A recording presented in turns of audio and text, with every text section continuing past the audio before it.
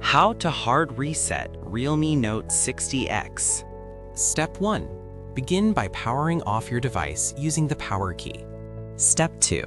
Next, press and hold the volume down and power buttons together for a few seconds. Step 3. When the language menu appears, choose the English option.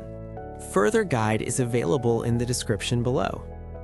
Since the remaining steps are technical and complex, we have detailed them in an external blog post. Make sure the device has at least 50% battery or remains connected to power during the hard reset.